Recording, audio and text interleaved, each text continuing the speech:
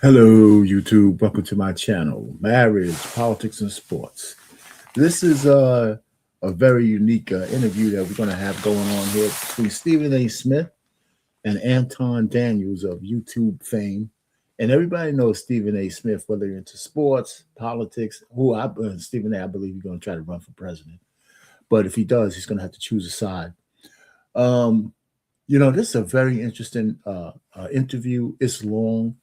I don't know if I'm going to cover the whole thing, but I just might, because I might get into it, and I didn't chop it up or anything. Stephen A. Smith asked some good dialogue between the two, great questions. I think Stephen A. is coming away with learning something, by the way, from Anton Daniels, whose life is more politics. Stephen A. is still trying to figure it out. Sometimes he's right, sometimes he's wrong, but this is a very, very good interview. You can go to Stephen A. Smith's channel to see his stuff. You can go follow Anton Daniels, that's Anton Daniels, his channel. He's got over 1 million subscribers. So without further ado from me, let's hear what these brothers have to say.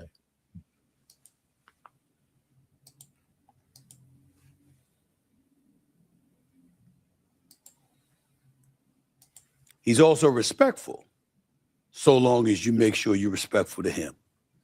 That's my kind of brother right there. I'm looking forward to having this conversation. He is Mr. Anton Daniels, based out of Detroit. He's doing big things, big time things. He's got over 1 million subscribers on YouTube as well, and I have no doubt that that's going to continue to grow. The brother's special to listen to, and I'm looking forward to having a conversation with him for the very, very first time, right here on Straight Shooter with yours truly, the one and only Anton Daniels. Up next.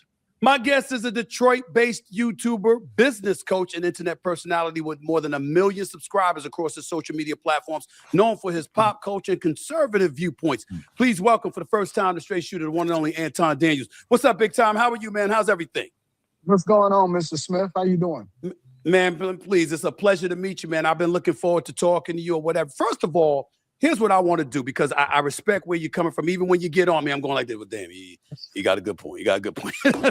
It's no big. It's all love, brother. I'm good with it. Let me ask you this question. How would you describe yourself, particularly in this day and age? Are you a conservative, or are you just a... Yeah, before he goes in, just from my standpoint, Anton's one of the rare conservatives who stands on it. He doesn't shy away from liking Donald Trump or the MAGA movement.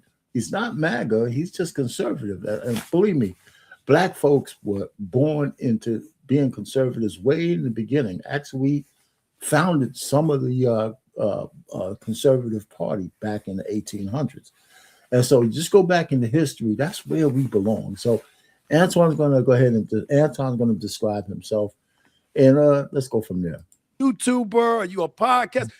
What would you say? What do you want the world to know you believe you are? I wouldn't define myself as a conservative first. I would define myself as a saint first. A saint? A saint, right? And it's a difference between a Christian and a saint. A saint is a person that believes every word in the word, right? We don't differentiate. We don't pick and choose which part of the Bible we believe.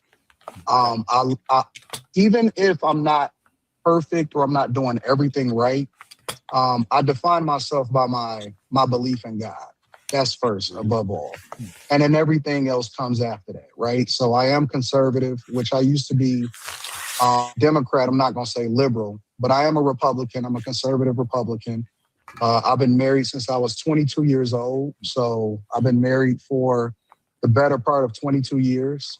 I'm a father, and then more importantly, I'm a bag chaser. So I'm always going to do the thing that adds value into people's lives, and I expect to be fairly compensated as a result of it. When you decided to support Trump in 2024, what was it about the MAGA movement that made you support it? Was it the fact that you are, as you described, or was there something different transpiring in 2024 that you saw compelled you to gravitate towards that? The first thing is I felt like the election was stolen from him in 2020.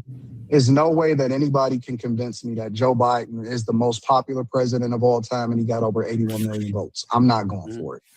The second thing is that I start to take a deeper look at my own life, right? Because especially as Black people in the community, we taught to automatically vote Democrat regardless because we Black, right? Yeah. But when I started to deep dive into the things that Democrats stood for, it wasn't the fact that Republicans or Trump or MAGA first got my attention.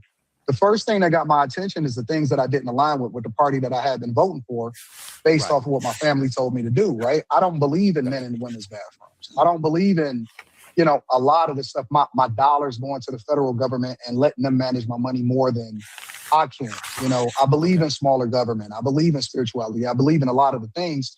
And so when I started to figure out, what are we doing? Why am I voting this way? I started to explore, what about Trump didn't I like? And I realized that it was more propaganda that was fed to me and that, he was supposedly be racist and all of this stuff. See, I've said this plenty of times for all the folks who've seen my political reaction videos. As Black people, and especially at my age, we essentially were born into the Democrat Party since the 60s, right? I'm a post-Jim Crow era Black when somehow we just converted over to rotely voting for Democrats, The initial start was in the New Deal with FDR, and then we started changing all together. And a lot of people forget that it was a Republican who pushed the Civil Rights Act through the Senate. So yeah, just like Anton Daniels, when I did and I have to tell you, I voted for Hillary Clinton, by the way. I'm glad she didn't win when they ran against each other. And then I have my epiphanies and I sound just like Anton. What the hell are we still voting for? Our community is devastated. 60 years of voting for the Democrats, and the Black people at certain levels haven't been in worse shape. At least 25% of us, 30% of us are at the bottom rung of absolutely everything. And 25%, 30% is a lot. It's a lot. Anyway, let him go. And then I started to evaluate every other president that came before him. And I realized that he's just a quote unquote straight shooter, right? I mean, he just tells it like it is, regardless of whether you agree with him or not. And most of the things that he said, I aligned with. One of the things I want to push back on you on this notion about the 2020 election from this perspective. I believe that the election was legit, but not for the reasons one would think. I totally agree with you. I don't believe anywhere in hell 81 million people wanted Joe Biden to be president. But I do believe 81 million people wanted anybody but Donald Trump. So because of that, it makes... I believe... See, I think Stephen A's answer is plausible, even though that 81 million figure has some... we were coming out of the daggone plague, whatever you want to call it. And, so I think there was a lot of shenanigans going on. Not to say that I didn't think Trump was going to win that election anyway. I mean, the pandemic was going to bring him down. As a matter of fact, let me tell you, I just think that he wouldn't be the kind of guy he is today if he would have won that election. He needed to learn some lessons. And I think we're going to get into some of the reasons why the conservative party, whether it's Trump or not, I think he's a beneficiary of better policies than the Democrats. So let him keep talking. But Stephen A is right on this one. I just think there was a lot of people who didn't want to see Trump. It's because of that, it made it believable in terms of chaos, how much noise was being made. You know how people were like, you had people celebrating in the streets like, oh my God, we're finally free. You saw how exaggerative and how extra folks were when Trump was put out of office. So I'm saying that to me was emblematic of a large portion of America saying we wanted a break from all of that noise. That's why I believe the election was legitimate. Okay, Stephen A. So let me push back at you a little bit. Sure. Why are Democrats so against voter ID? Well, hold on. We ain't got to argue. Me and you align with that. It don't make no. I'm not supporting. Listen, you got to have an ID for everything. They ain't right. Please. I'm with you with that. I mean, I do think it was ridiculous, but I also pay attention to Senator Fetterman, who's been supported for the most part of the Republicans. When Fetterman said, quote, he said certain things about the SAFE Act are a bit extra. Yeah, you essentially got to have a passport, and it is more difficult to get ID, under these restrictions that they're putting out there than it was before. So I do believe that, but that doesn't mean that both sides can't come together and resolve that in a damn day. And for the Democrats to act like no ID should be required or whatever, like California and some of the stuff I learned about them and what they're doing under Gavin Newsom, that is utterly ridiculous. So you and I we ain't far off on that. But that tells me, though, that they're fighting for it for a reason. And I don't believe it's because they really believe that people are being disenfranchised at the polls. I believe that they're fighting for it because they truly believe that it's going to affect whether or not they get elected and future elections. And I believe that the Democrats, their whole strategy, because as people get older and wiser, this is not even my opinion, this is a fact. Most people evolve to become more conservative, and then they sometimes, more often than not, deflect over and to become a Republican, right? When you're younger, that's really a Democrat's game is being, liberal, right? Because you don't know any better. But as people get older and wiser, they never defect from the Republican Party over to the Democrat Party. It's usually the other way around, right? So what they have to do is they have to find new voters and new people that support them. And I believe that the civil rights movement was hijacked by feminism. Feminism ultimately was hijacked by the LGBTQ movement, which Obama ushered in, and he solidified that. And then I believe that diversity, equity, and inclusion was ultimately the thing that they really leaned on in order to make sure that they had people in the voter rolls that not only identified as Black, not only identified as Latino, not only identified based off of their sexuality, but they needed a whole new voter class. And I think that immigrants was definitely the play. And that's why they're fighting so hard against voter ID.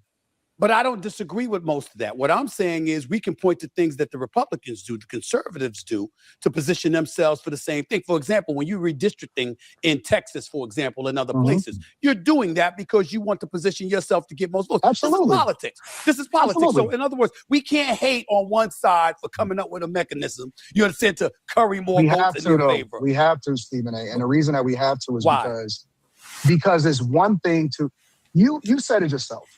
I can't even jump on an airplane unless they identify who I am. I can't get a place to stay.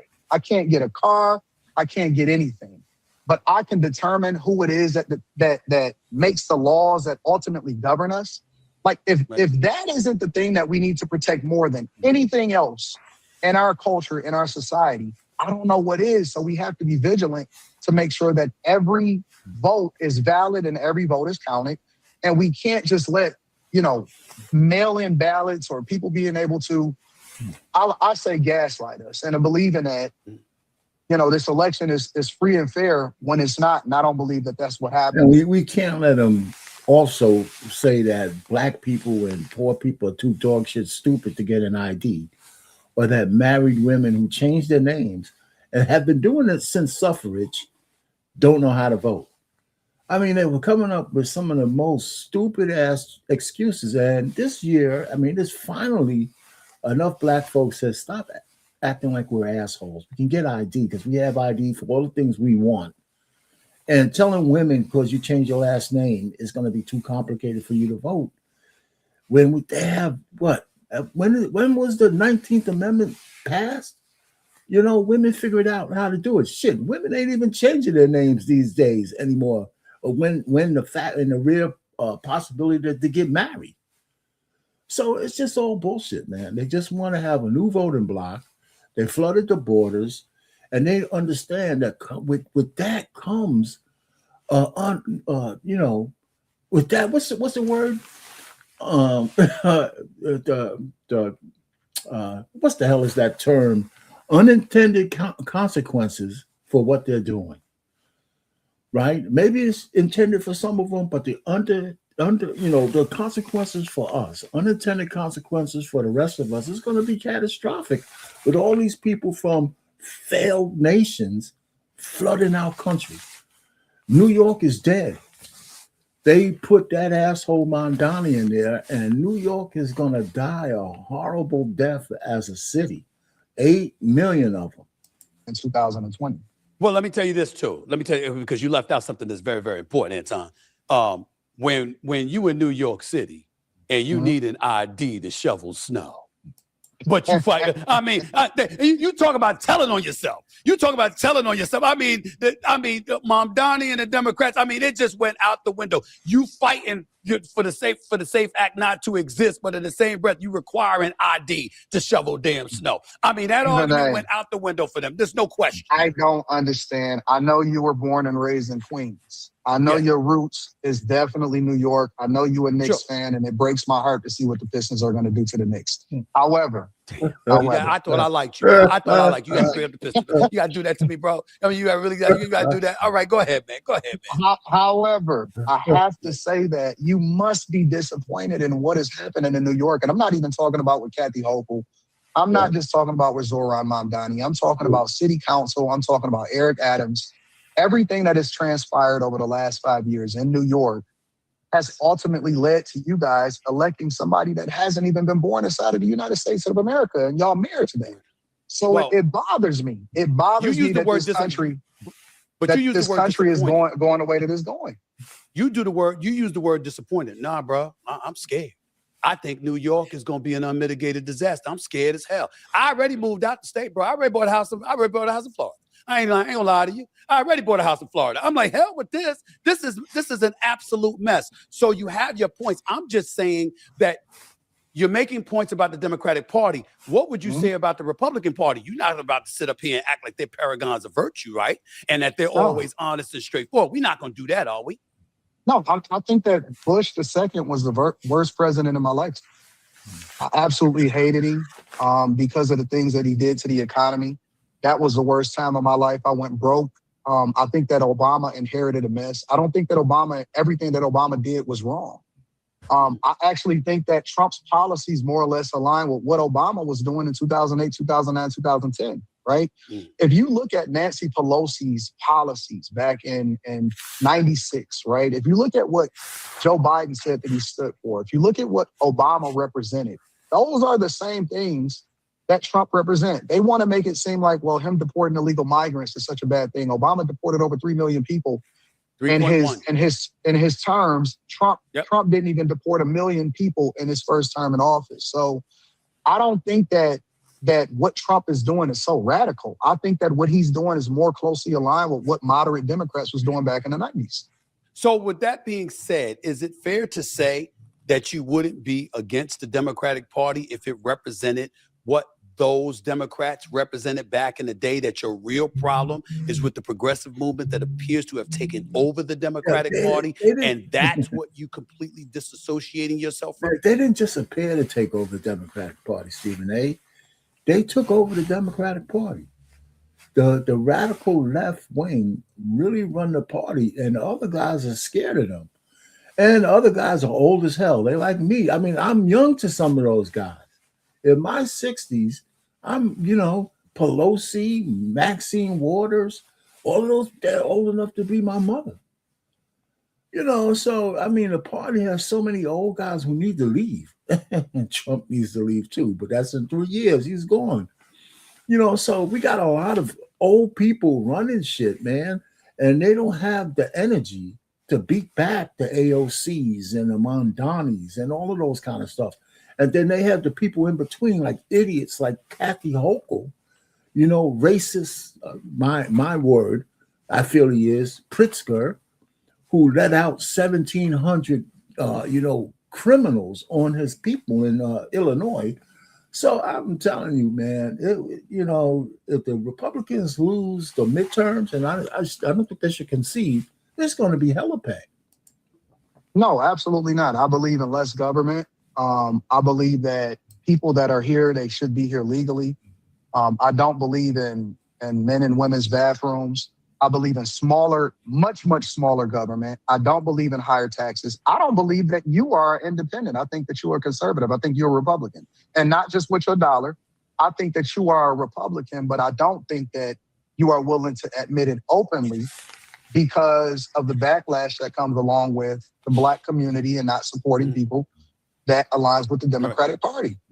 Okay. Now, I'm glad you brought that up because allow me to retort to that.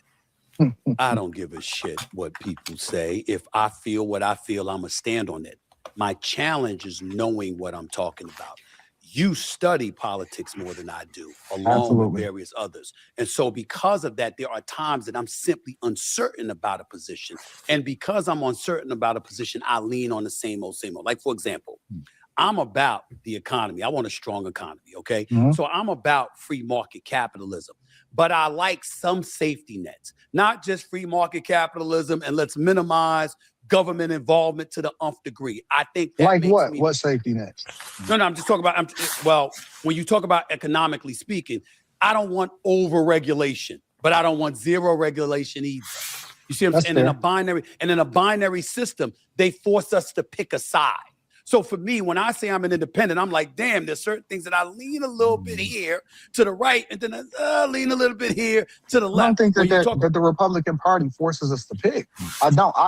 The Republican No, I'm Party just is answering your not. question about me. I'm just answering your question about me, just for Oh, clarification that's fair. purposes. That's fair. With the immigration, the only I totally supported Trump closing the borders because Biden opened them. If So Biden had never opened why not them, vote for him? Why not vote for him? because first of all, I've said this on many occasions. I would have voted for Nikki Haley. I would have voted definitely for Nikki Haley, possibly DeSantis. I didn't. Nikki Haley, man. Listen, man, how you gonna vote for Nikki Haley? DeSantis, maybe. And what's the other guy? Like his remarks about good points about slavery, so I probably turned against him Right. because of that. I didn't appreciate that shit at all. But I would tell you, for the most part, him, and I would vote for Marco Rubio. Yeah, Marco might be a person too, but Nikki Haley, ugh. I wouldn't hesitate. But also know this about me, because I'm glad you asked, because I heard you touching on some of my politics with some of your cliques. And I was like, I can't wait to speak to this brother. Right. And I said to myself, I said, listen, I don't blame him for feeling that way because he don't know me. And I've never really discussed a lot of this.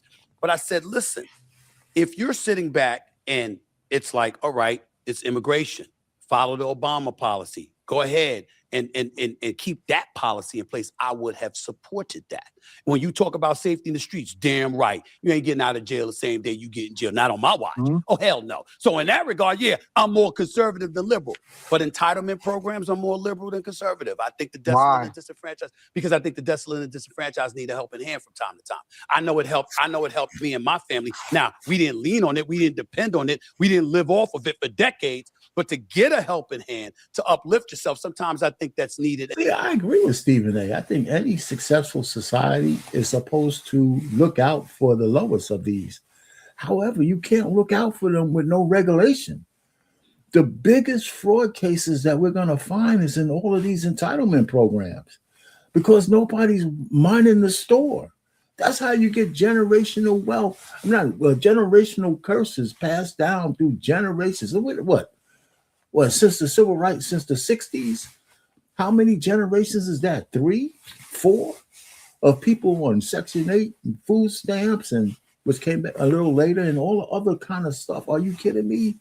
Look at what's happening in Somalia. And I'm only mentioning Somalia is because it shined a spotlight on areas across the whole country, including red states, where people are taking advantage of these entitlement programs, the social safety net. We put more money into that than we do the goddamn military. Pretty much some of the biggest budgets that never get cut on these social programs, because that's where all the grift is. That's where all the crime is. That's where all the stealing is. That's where the no regulations are. And, so, yeah, Stephen A., yeah, it's good to be able to take care of the poorest of us, but somehow there's got to be some way to rein that shit in to make sure that the people who are minding the store are not getting rich at the same time. And it doesn't bother me. So I'm pro-choice, because I don't believe in telling a woman what to do with her body. I think I'm more of a supporter of the LGBTQ plus community than conservatives are. So those are the reasons why I would call myself an independent who leans a little bit left instead of right, to clarify. But here's the thing, though, Stephen A. The Republican Party is not distancing itself from people that's choosing to live their life the way that they want to live it. That's not the position, and that's how it's marketed from the Democrat Party. Okay. There's plenty of gay people. There's plenty of people that live alternative lifestyles that are a part of the Republican Party. What the Republicans are basically saying and standing for is we should not be allowing for children to transition themselves, or for parents to transition children before they become of age. We should I not totally allow agree with that. But see that, but see, that's the 1,000% thing. I agree It's with not you. that Republicans are radical. They're not radical in their stance against anything. They believe in, freedom of religion, for you to be able to practice however you want to practice. Right. They're not trying to abolish gay marriage. None of that stuff is existing, right? That is a marketing ploy. But Democrats are extreme in their push for it in order to But that's align now, themselves with Anton. certain groups. No, that That's has not. been That wasn't since back. that has been since That's Obama back been in the in day. office. All right, That's I been got since that Obama point. been in office. But I grew up in the 80s and the 90s and what have you, and I was hearing a different thing from the Reagan and the H.W. Bush administration. So you got to take that into consideration. And maybe I dropped the ball because I'm thinking about Republicans and conservatives, and I'm thinking about what the party had always been, even up until McCain was running. And I'm looking at it from that lens. That's all I'm going to. But let me get back to you. But hold on, but let's stay on the my body, my choice part. Sure, no problem. Republicans are not removing women's rights to do what they want to do with their body. The only thing that they're saying is we don't want that to be the responsibility of the federal government. If that's what you want, then you can vote for it on a state level. That's all they're saying. But see, the miscommunication is that they're completely against it. I can disagree with your lifestyle, but still respect your right to do what you want to do because we're governed by the Constitution. Right. Yeah, but Stephen A. is going to say this. I think he's going to talk about his sisters. He's got 5 sisters or some shit like that. The women don't like any restrictions on their being able to go and delete kids, because they say any restriction is a slippery slope to it all going away. Now, it's not true, because different states have different policies, and people say, well, you could always go to another state where it's liberal, like in New York. You could delete as many kids as you want. Nobody's going to say anything. That might not be the same in a red state, right? You see what I'm saying? Like my ultimate thing is we are a republic governed by the Constitution, and so we're protected based off of our rights, our amendments, our right to carry, right? All of these things. Trump is the only person that's protecting and going against birthright citizenship for illegal migrants, leveraging that when that was literally made for Black people and slaves. I don't see anything that he's doing policy-wise when he's when he's developing a lot of these things that create. You people out there, who's for birthright citizenship? Until this administration, I didn't think much of it. But there's no bigger magnet for people to come here and just deposit a baby than birthright citizenship. And if we take that away, we take one more avenue away from people planning themselves here illegally and popping out children that we have to take care of. So I don't think it's no longer, I think we need to narrow what the 14th Amendment means. And it's at the Supreme Court, by the way. So there will be a ruling on birthright citizenship, if not this year, next year, that's for sure. Criteria for people to meet the expectation in order for them to get certain things, even when it comes to government services and help and food stamps and Section 8 and all of that stuff. They're not getting rid of it. They want to remove the people that are taking advantage of it from a fraud perspective. Let me throw this by you. Let me throw this scenario about you. Do you have siblings? I do. 3 brothers, no sisters. All right, so you don't have any sisters. Okay, so No it's sisters. a difficult question to ask you, but I'm gonna try anyway because I have You're 4 a daughter. older sisters. I have 4 older sisters, right? Okay. So you feel the way that you feel, but your sisters come up to you and say, "You ain't a woman. I am, and we need this." And what he or they are proposing is is against us. Now, that's not a community backlash. That's not worrying about what the public thinks. But I'll be damned if I didn't hear my sisters come in my face and remind me of the fact that you were raised by 5 women, and we don't appreciate what he and them, meaning the GOP, are attempting to do when it comes to our rights as women. I'm asking you, what are you supposed to say, think, and feel in that particular scenario? I want them to tell me what rights is being removed from them, because I know that women often at times react emotionally, and they're letting their emotions dictate their actions. Right? It's okay for you to be emotional. Everybody has emotions, but I'm not going to let that determine what I actually do. Right? And so the thing that I want to understand is the facts. So I would have a conversation with them, and I would ask them, what right is it that's being removed from you because I don't see it. I don't see any policy. I don't see any legislation. I don't see anything that's being removed from you from a Republican perspective. Okay. See, that's not how the women. That's not how the women see it. Like I said, they feel that any restriction, removing it from the federal level, is one step towards abolishing it altogether. And you know, some of these women are zealots, man. So they firmly believe that as sooner or later the states will ban them. There are some conservative states who try to take away whether the exceptions for, you know, assault and incest. You know, they were saying you gotta have the baby anyway, and the courts shot them down. So there's a lot of women who says if that kind of draconian mandate ever happens, you know, women are gonna go back into the back alley. So I understand where the women are coming from. I think they're wrong. I don't think it's going to happen, especially in all the blue states, sanctuary cities, and shit like that. We're talking about it. I don't see it happening. Okay, I just don't. You know, but if you're in a draconian state and you're promiscuous, just might have to move. Anton Daniels right here, straight shooter with yours truly, Stephen A. I want to get to the black community in this regard, because one of the things that, listen, like I said, I don't consider myself a black conservative. I consider myself a black man who is an independent that leans left on some things and leans right. That's me. That's how I think about myself. You can't be that way, Stephen A. You cannot be that way. I believe I can. I believe I can. No. And we could answer. I will gladly come on your show. We can argue about that all day, every I day. can't I'm happy wait. to. I can't. Oh, come on. Oh, please, man. All you got to do is I say can't the wait word. because You you say the you- word, I will come on your show. It's not a you problem. do It's not a that. problem at all. You could do that in sports. You can't do that in popular culture and politics. Because why? People in the middle get ran over. You got to pick Says one who? side or the other. 45% of the U.S. population is independent right now. Not really. I would beg to differ on that. It's climbing. They not. If anything, They not. listen, the independent vote, I think, is going to swing the election one way or the other. What do you say They're to that? not. I don't believe. You don't think that's gonna happen? 45% I don't believe that 45% of the population is independent. I think that they say that as a cop out, but not wanting to actually say out loud exactly what they represent and who it is that they support, Okay. especially within the black community. It's not popular to say that you're a Republican. It's not popular to say that. Anton's 100% right on this particular issue. Most black people are afraid to say they're Republicans. And, you know, because every Republican, every conservative is not MAGA from the standpoint that they really believe in Donald Trump. They just like the policies on the conservative side. But if you're in a black community, you got to be prepared to fight your position, and you will lose relatives. You will lose some friends. You will lose some of them because there's a lot of zealots who are liberal.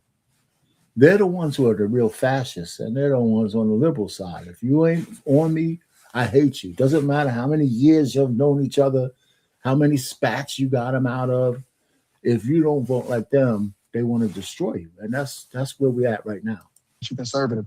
And so what people lean on is to say, well, I'm independent in order to give themselves an out for what it is that they choose and not to be accountable for who they support. That's what really is happening. See, I don't believe in what people say. I believe in what people do, right? And I think that a lot of times people are peer pressured, especially today in the Black community, to vote against their own best interest because it's not popular to do and you can't be a part of the cool kids club.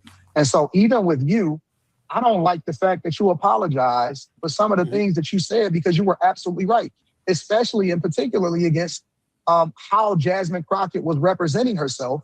But because the woke mob decided that they wanted to make you the punching bag and to come after you, and they still didn't and don't support you and didn't accept your apology. But in particular, and I'm saying it's not you, the Don Lemons, the Joy Reids, all of these people, they don't respect you unless you align with what they believe. And so even when it comes to diversity, equity, and inclusion, they don't believe in diversity unless it's aligned with what they believe, which goes against. It's an oxymoron, right? It's hypocritical. And so even when you have an opinion, they don't believe in Black Republicans.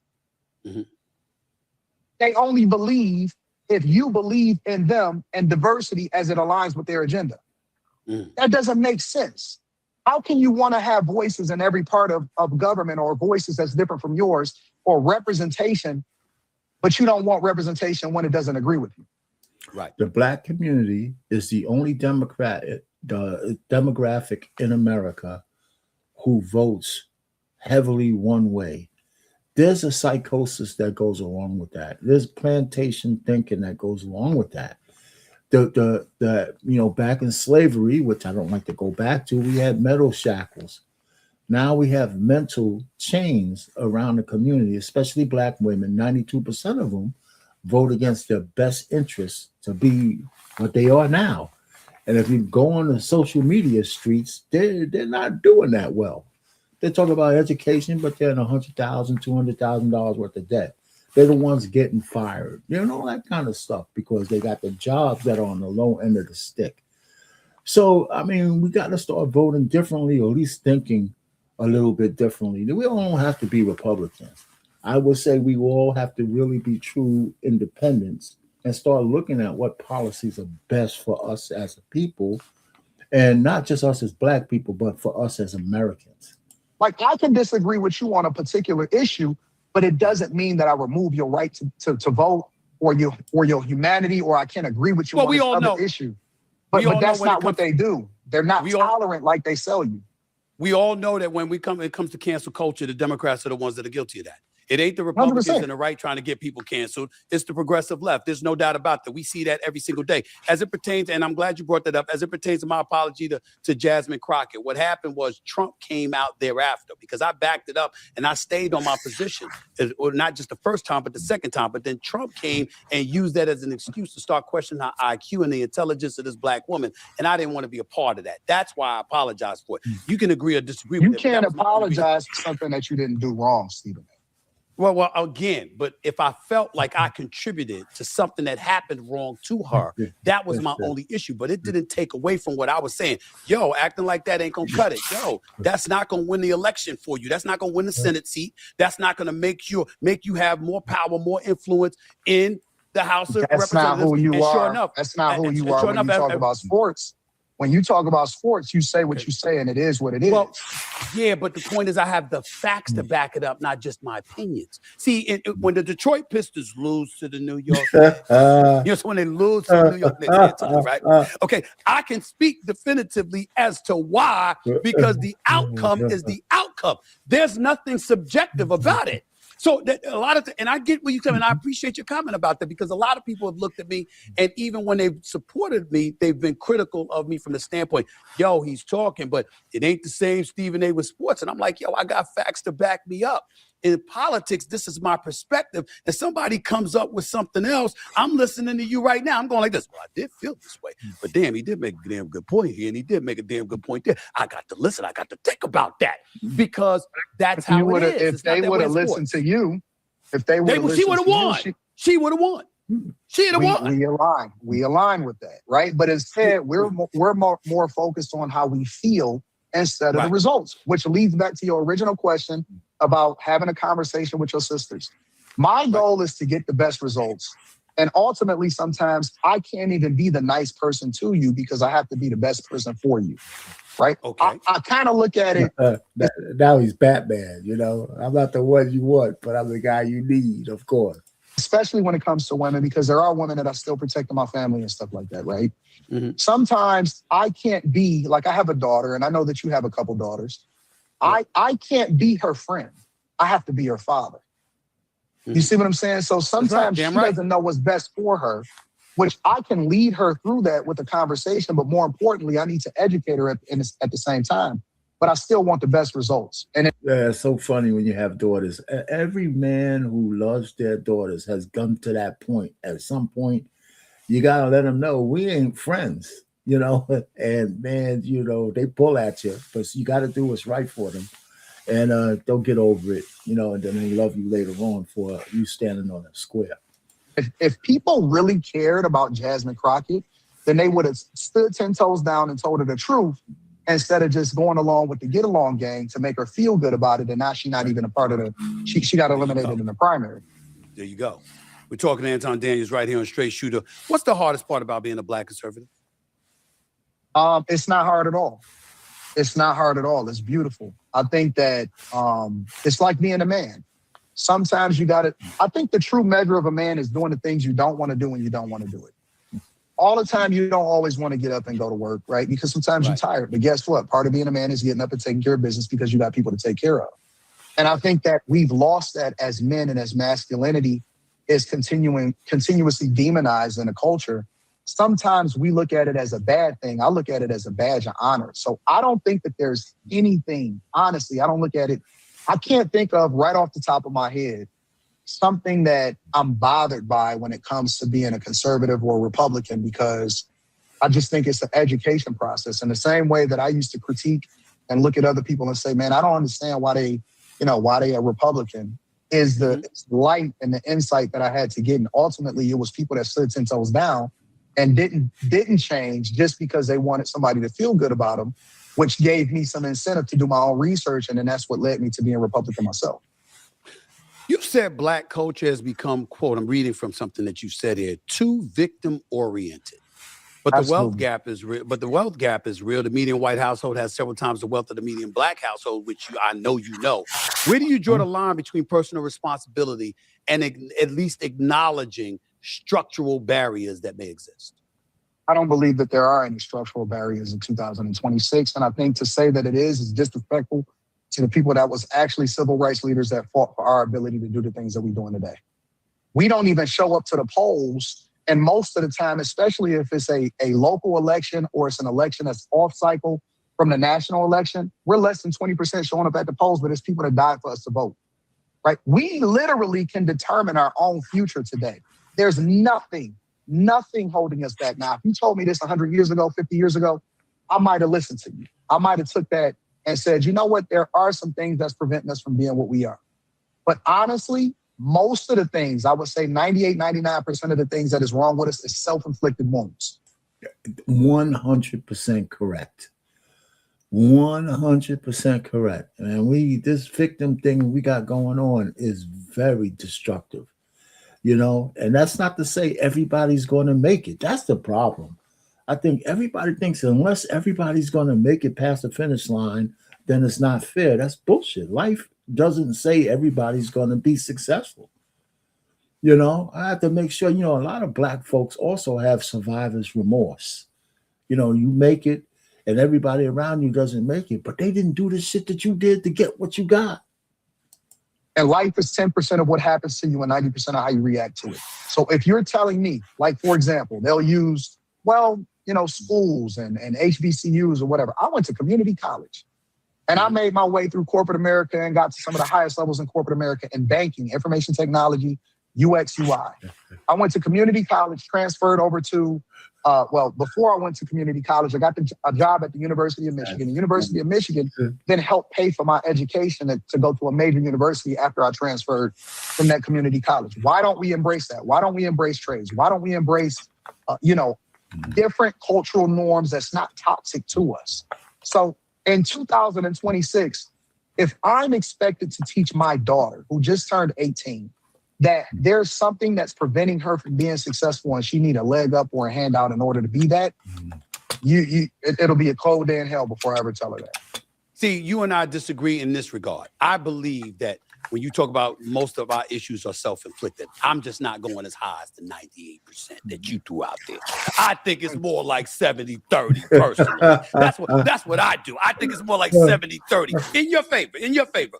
But I think it's more like 70-30. And here's why. Because I can use the word structural barriers, but then I can turn around when you debunk that and say, okay, no proverbial glass ceiling. I certainly believe that exists. There's definitely a proverbial glass ceiling. Because when you walk into, you walk in, like, for example, let me use me for example, because you'll appreciate this. So everybody talks about me and they talk about my contract and, I signed this contract with ESPN. All Beautiful. And congratulations on that. I appreciate that. I saw your comments too. Thank you for that. But let me say this to you. Bro, it was after I worked in the business for 20 plus years.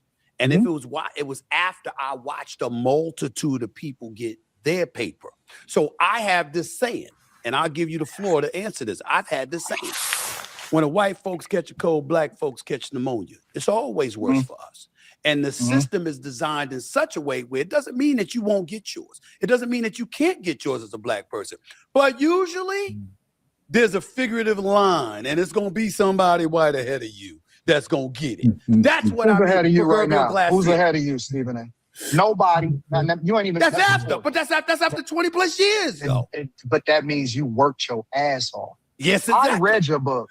I know everything that you went through. I know where you got started. I know what happened at Winston-Salem.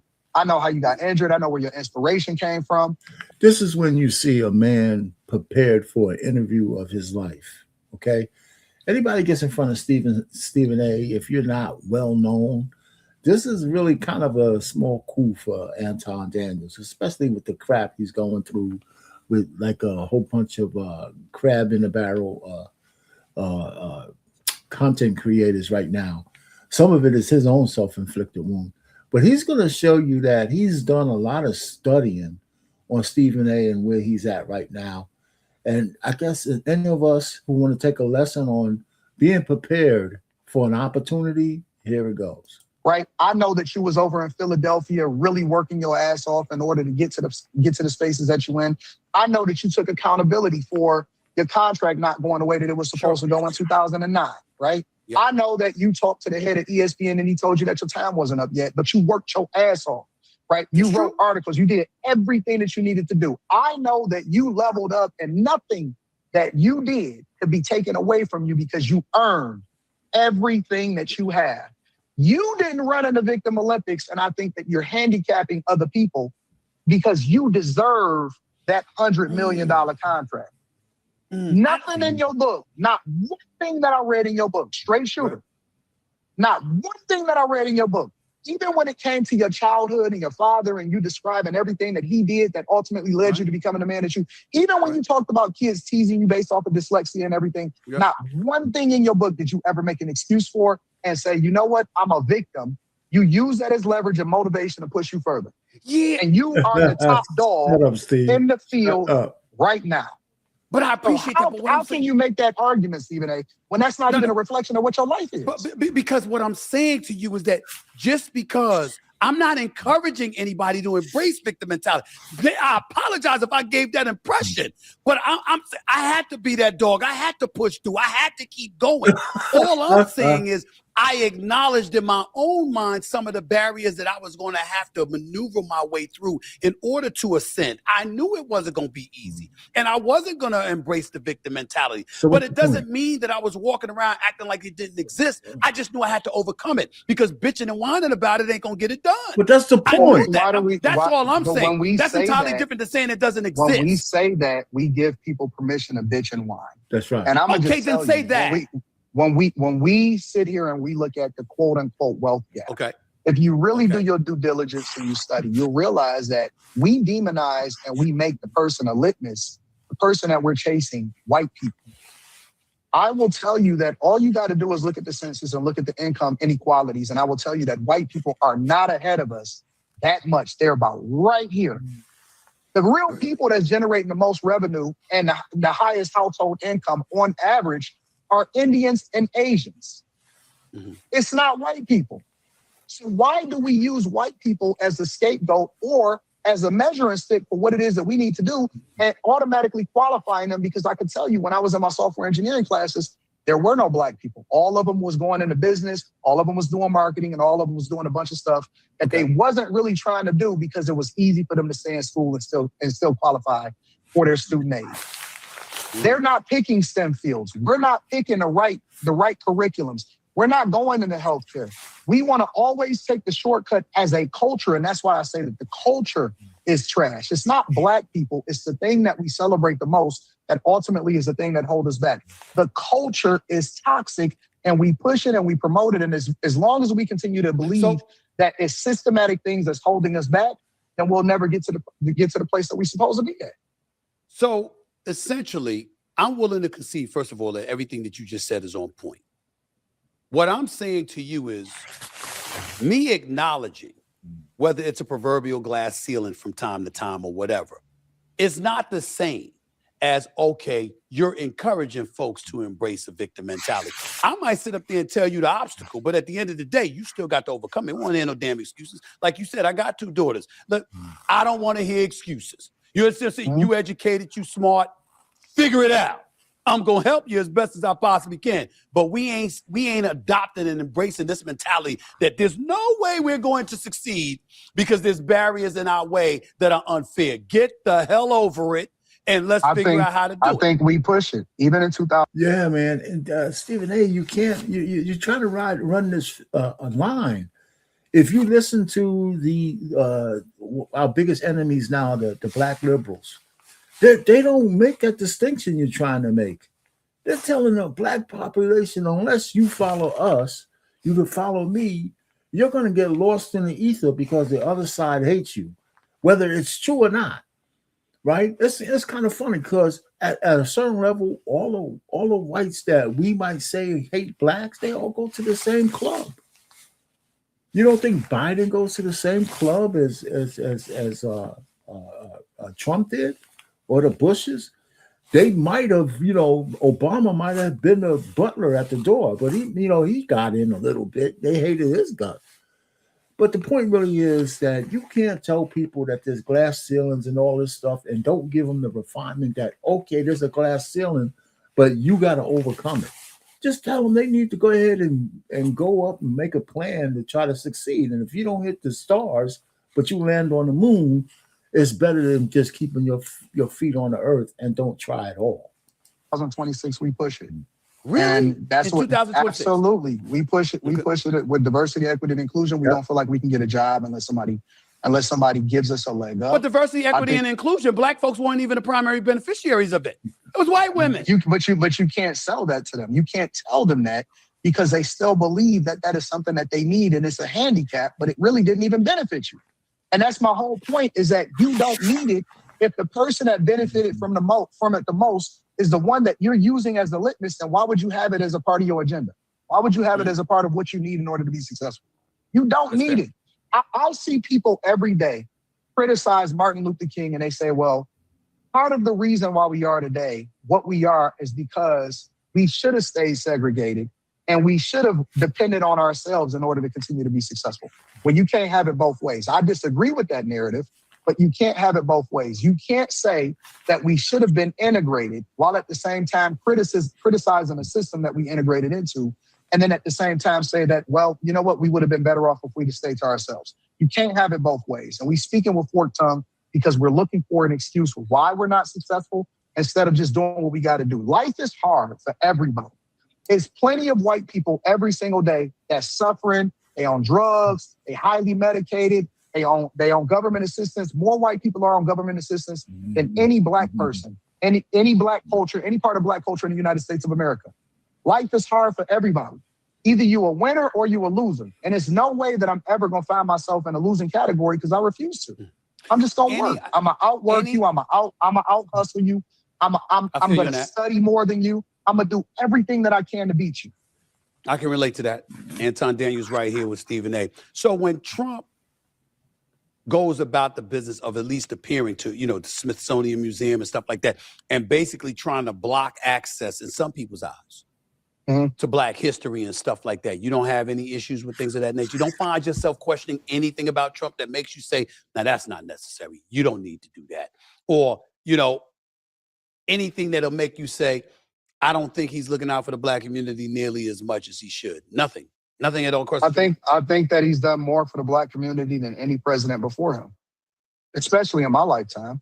Like, it's a regular question. It's an ongoing question. Before I even start to address Trump and how he permanently funded HBCUs, while he's working on birthright citizenship, that's literally that was for slaves. That shouldn't even exist at this point.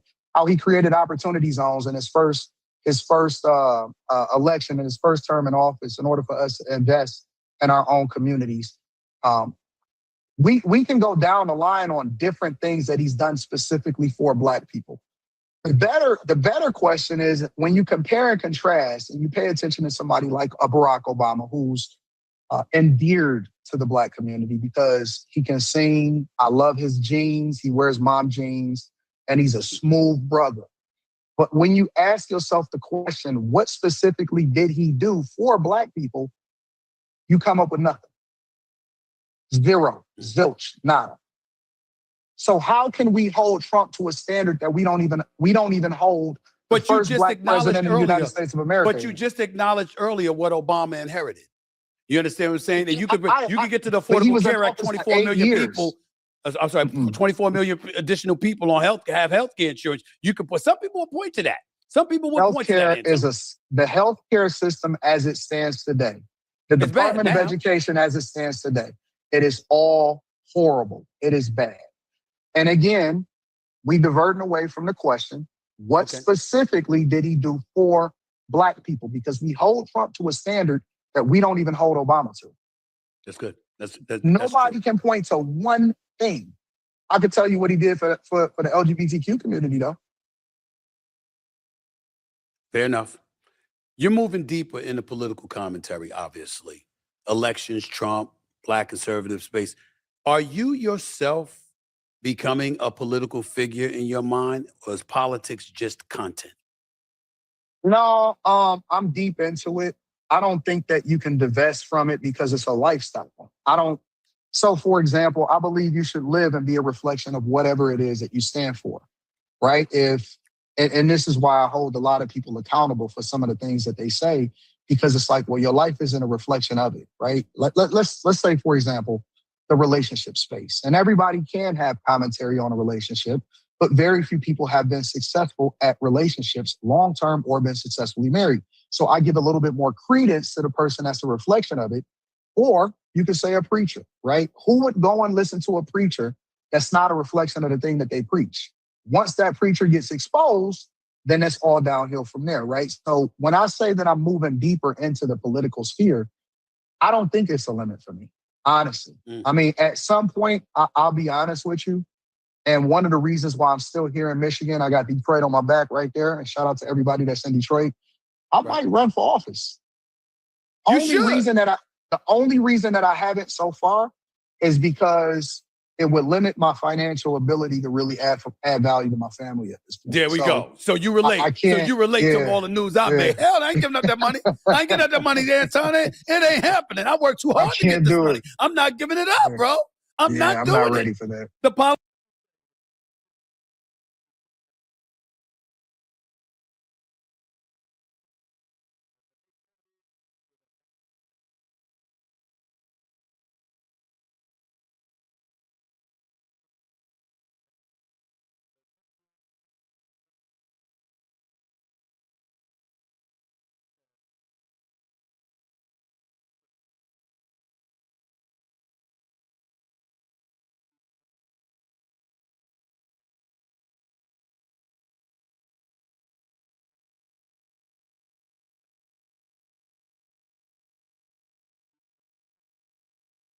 Politicians are asking for the money we making. Why would I give that up? Why would I give that up? Because I believe that, you truly have to be a public servant. I don't like the political landscape. I think that Congress, it aggravates me that Congress still gets paid while they control the purse strings to the country, and TSA agents ain't getting paid.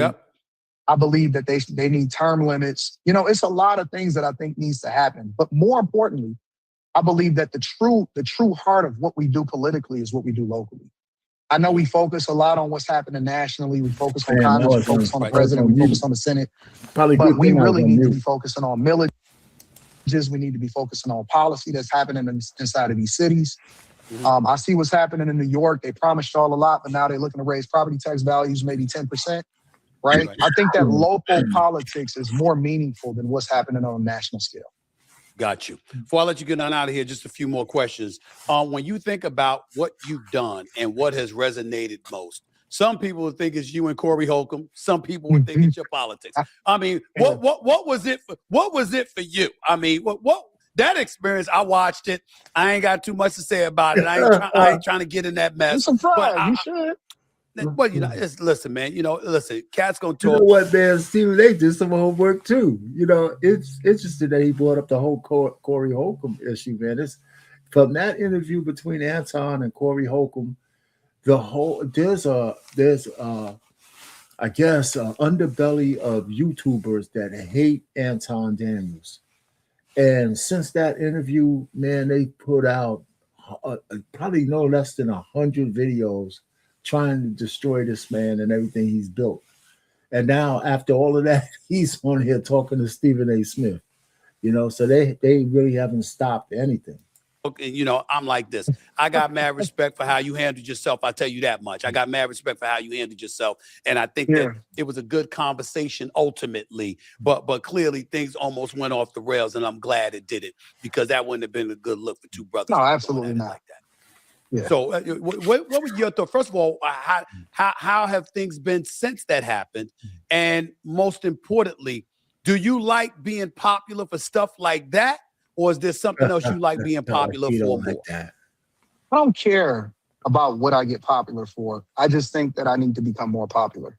And the reason that is because I think that once people discover you and they start to do a deep dive into what your conversation is or what your content is, that's the thing that then resonates with them. So people go viral every single day, you know, for different reasons, but they're one-hit wonders, or they fall off because they don't have anything that's relevant that allows for people to still follow them and keep them. So popularity and getting the word out and becoming more visible is necessary in order for you to be successful financially, is necessary in order for you to be successful as far as getting the word out or what it is that you're trying to change as far as the culture. So it doesn't matter to me. Politics, popular culture, I'll take it all. But the algorithm, I don't believe that there's any such thing as bad news. But the algorithm rewards the most provocative version of oneself. True. So how do you make sure that the version that goes viral is also the version that's the most accurate? Well, I don't care about which version goes viral, because people gonna do what they're gonna do, right? So I look at it as, I put the medicine inside of the candy. The entertainment is why they discover you. The medicine and what you do for them is how they stick around, right? And so I don't worry about what people do with it. Like, for example, there's plenty of people that'll take what you say, or they'll react to what somebody else played of you, but they won't go to the original source and find out the full context as to why you said what you said. Now, you can't teach that. It's a certain type of person that's going to go to the original source and want to watch the whole thing, right? I'm the type of person that I want to read your whole book because I want to understand the mindset as to why you did it when you did it. You can't teach that. So people are going to discover you, and they're going to take the information and they're going to do whatever it is that they're going to do. I can't control that. The only thing I'm going to do is keep doing what I'm doing. Last question, and I've said this on a recent interview that I did. It's like, you know, to me personally, I've always been partial to Black conservatives in this regard. I think that Black conservatives have been victimized. Even no matter how many times I went to the poll and voted for a Democrat, it always disgusted me that the fallback, the default position is you must be a sellout if you are a Black conservative, as opposed to hearing why somebody, one of my best friends is a diehard Black Republican. He left the Democratic Party in 1996, and he has not looked back in the last 30 years. Diehard. And he's in my face all the time, talking to me about every little thing that the liberals do wrong. He just see, and he just, my phone blowing up all the damn time with him. And I've always been partial from the standpoint, I don't give a damn how supportive I was with the Democratic Party. I've always been, wait a minute, why did he say or she say that? Why did he feel that way? Let's hear what they have to say, and based on that, I will make my decision about how I feel. Not automatically my default position is they ain't down for Black people. They don't care. Do you ever see that kind of mentality being rectified, particularly in this day and age, considering how hostile things are? Never. Yeah. It'll never go away. It'll never go away. You know, I watched this past weekend Boys in the Hood. And it's so funny because as I watched that movie, and it came out in the early 90s, I also watched New Jack City, and I watched Menace to Society. And we did like a film study. We got this little group that we do a film study. And what I realized is that we haven't changed as a culture since the early 90s. We have the same narrative. We have the same talking points. We look at women the same. We look at the system the same. We have not changed. The hood is the same as it was back then. Everything is literally the same. Now, that was the 90s. We are in 2026, and our children, the culture, people that have never experienced racism before in their life, is claiming racism and saying that the system is against them, and they haven't even lived life long enough to see what the system is. Their brains aren't even fully developed. because your brain isn't fully developed until you're in your mid-20s. They're automatically teaching racism, and they're teaching victim Olympics to them. And it's a generational curse that we continue to pass down. Yes, it is. And we continue to pass down. I don't think that it's ever going away. I don't think that'll ever go away until the end of this earth. I never see it going away. Racism will be a part of the conversation. Gentrification will be a part of the conversation. Systematic oppression will be a part of the conversation. All of these are talking points and terms that we use to justify why we are in the place that we are. I don't see it happening. The only thing that you can do as an individual is to do your part, get the beam out of your own eye, and be a reflection of the thing that you advocate for. They can call me a sellout, but everybody that works for me is Black. And 80% of them are women. You see what I'm saying? Is it about your talking point, or is it about what your life is like?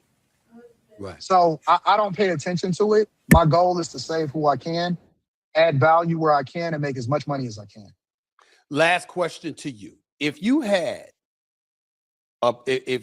your way and you got to impact me and my mode of thinking, or what I choose to articulate or whatever, what would you do? What would you do, Anton? If you put me in one of them spin things and just tried to change me up, what would you do to me, Anton? What would you do? Honestly, it's a difficult question because I understand your position and I'm looking at it from your lens, right?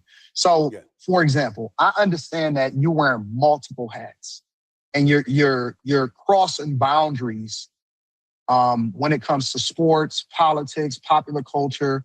I watch everything that you want. I read your book, obviously. I look at the podcast that you go and visit and you know how you talk about your life and even relationships and things like that. And so you're kind of stuck between a rock and a hard place, because I believe that one of the reasons why you are so successful is that you're able to navigate through all of these different lenses while at the same time not alienating anybody in particular. To answer your question with that context, I would push you to be 100% hardcore Republican and standing on that, because I think that it's the right thing to do, and I think it's the true representation of what Black people originally are. We are a party. We originally from the Republican Party, right? We are conservative people. Everything. This is historical fact. He's not making that up. This is all historical fact that we're originally Republicans from the Civil War on, started to change with FDR, and it changed forever for the last 60 years because of civil rights. And it wasn't even a Democrat who pushed that through. Thing that we do, from the way that we live our lives to the money that pushed that through the Senate, we make, and even how it is that we raise our children, we are supposed to be a conservative people. So if you're asking me what I would tell you to do from a moral perspective, I would say to lean more into conservatism and to be a Republican. If you're asking me what I would tell you to do as far as making sure that you impact the most people possible, especially whatever your future prospects is, I'm hearing that you're thinking about Mullen running for office one day, then I would tell you to continue to do exactly what you're doing. But it depends on the path that you're trying to take long term. Great answer. Look, my man, I appreciate the time. It was a great question and a great answer. It was a great conversation. Glad to finally meet you. I appreciate your work, even when you're getting on me. I'm getting you on my show, Stephen. Yo, it's done. It's done. You say it, I'll be there. You have my word. Listen, hold on, but before we go, this part here is a part of the way folks should edify somebody that they respect, and this is also a masterclass in edification for a person who has achieved the kind of heights that a man like Stephen A. has. Man, you are truly a legend. Real talk, and I believe in giving people their flowers the same way that you give other people their flowers. You deserve your flowers. I think you are incredibly underrated. You worked your butt off.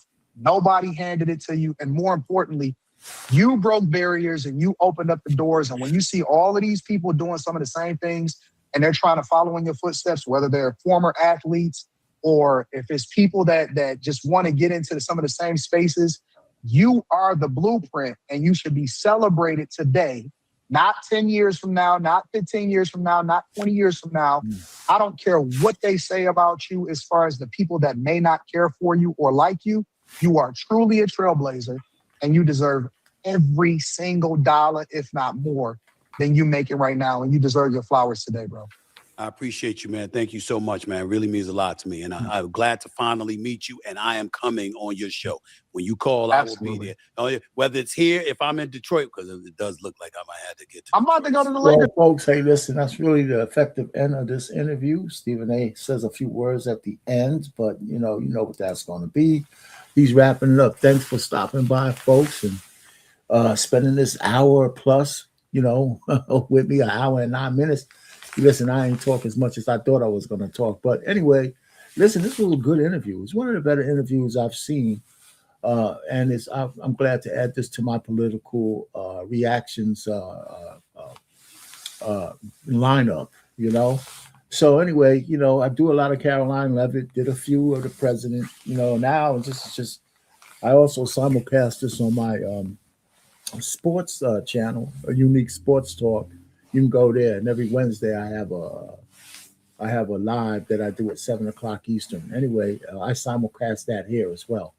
So stay tuned for things in the future. Hit that like button for me, folks, and I'll see you on the next one. R. Payne, your favorite baby boomer, over and out.